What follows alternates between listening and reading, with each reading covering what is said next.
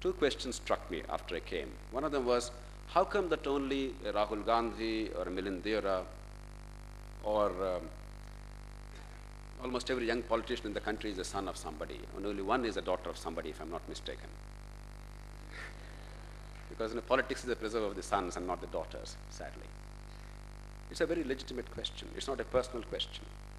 Mr. Manohar Joshi and the panelists evaded that. It's a very fundamental question of Indian politics. And the only person who had the moral authority to speak was Mr. Salim, and he was not asked to answer. And probably would have been polite because they were his colleagues. The second question was, somebody said, look, whenever we see the potential parliamentarians or representatives, we shun in horror. We see, are these people who are going to represent me? What's going to happen? And I think Manavendra Singh said, yes, I also feel the same thing. I recoil in horror when I see my colleagues in parliament. It's hardly an answer. These are serious questions. Therefore, in some ways, let me link up the earlier session with the current session. Arvind, who is doing remarkable work, has made an important point, that there's not one way of politics alone. This is politics. What he's doing, what all of us are doing, is politics. But how do we establish a linkage? Do these two worlds have to be separate and distinct? Or can we connect them up and see that somewhere your generation can lift your heads high and say, all right, we live in a country not only has normative constitutional democracy, but actually a country in which democracy truly works and it reaches the last man and woman. All of us love to hate politics and politicians. Therefore, the skepticism that many of you harbor and the anger that many of us harbor is not unique to India, though we sometimes feel that way. Decades ago, almost 130 years ago, somebody asked the great British statesman, Disraeli, the question. He said, sir, will you please tell us the difference between a misfortune and a calamity? Now, Disraeli and his colleague, though political opponent Gladstone, were great rivals, but they were contemporaries. So Disraeli promptly answered. He said, young man, if Gladstone were to fall into River Thames, then that is a misfortune. But if somebody like you saved him, that would be a calamity.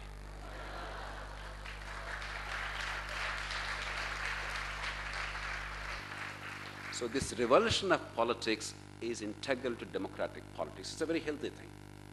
The skepticism is warranted, as long as you keep it healthy. Don't let it go beyond a point.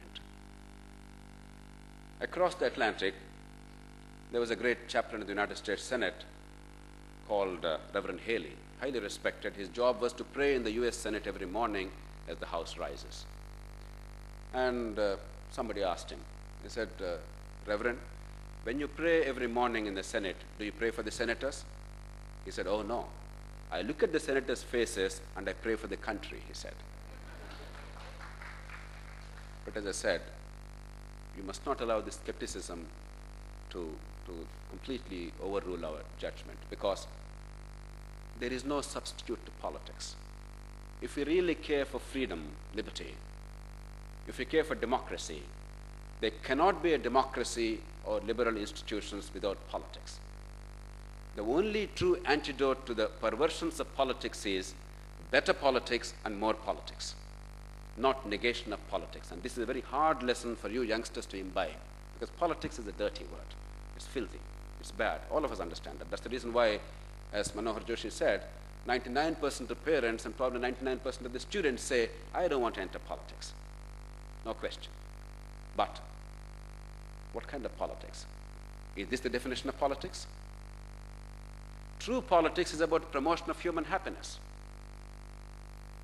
True politics is about reconciling conflicting interests in society, because there are so many groups, so many interests. There's nobody who's totally right, nobody is totally wrong. Take the question of reservations. Take the question of rural-urban divide. Take 100 other questions. How do you reconcile these seemingly conflicting interests and build harmony into society and create an inclusive process for growth for everybody? That is the great challenge politicians have to face. And ultimately, in any society, the resources are limited, the wants are unlimited. Only in that boring place called heaven will you have a situation when you have more than what you need. That's why it's very boring. There's no challenge there. The real challenge is here. Because in real life, even if you're Bill Gates, if you go and say, Mr. Gates, you're such a wealthy man, you'll say, no, I have so many grand dreams, I don't have enough money.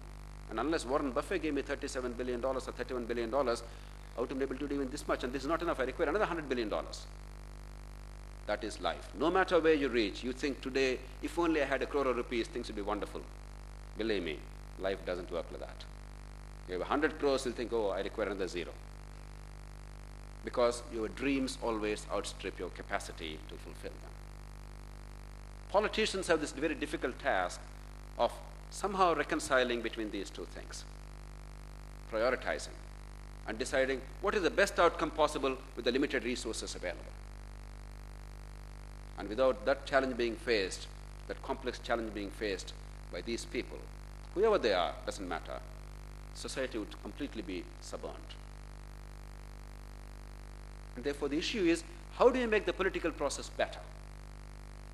Not how much I hate politics. Today's Times of India headline, I was quite curious as I was coming here from the airport, I was scanning that.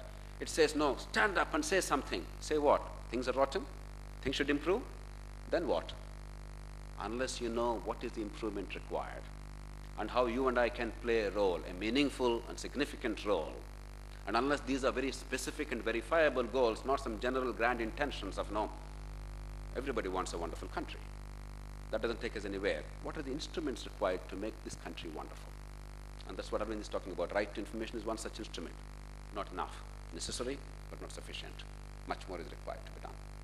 But if one instrument could make some impact, imagine how much more is possible if only we got together, understood first what is required, and then collectively asserted with knowledge. 3 words. Collective, informed, assertion. Angst is no good. It's just a starting point. Individual action is futile. You'll be merely a martyr. Collective. Knowledge is critical. Without that, you don't know where to go. Blind rage will not take you anywhere. And techniques of assertion in a democratic society. Not Zindabad, Murdabad.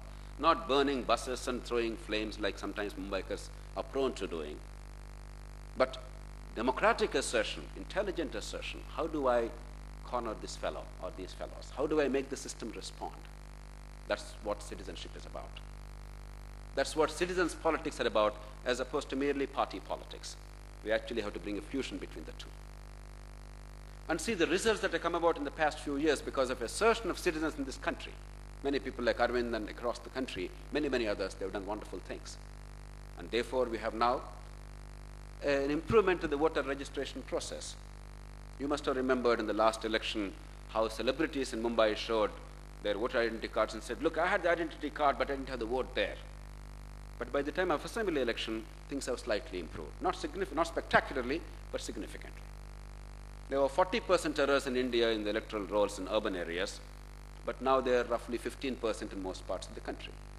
Now, it's not perfect, but it's hugely an improvement.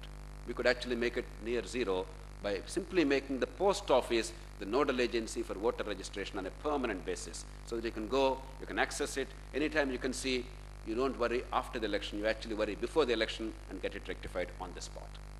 And post office is probably the only organization in the country, government organization in the country, apart from a railway station, where people go without trepidation, without fear. Any other government office, you always wonder, will you listen to me? I'm a Mumbai University student, I'm a PhD. Will you treat me with respect and dignity? Do I have to tell somebody? Even if my parents are influential, whom should I tell? Does he take a bribe? Whom should I offer if he takes a bribe? You're worried all the time. But post office is one place you don't have that fear. There are simple, credible, practical, effective answers to almost any problem that we face, because these are all human problems. These are not created by nature. These are not God's creation. These are human creation. And therefore there are simple answers from our own country's experience and experience elsewhere.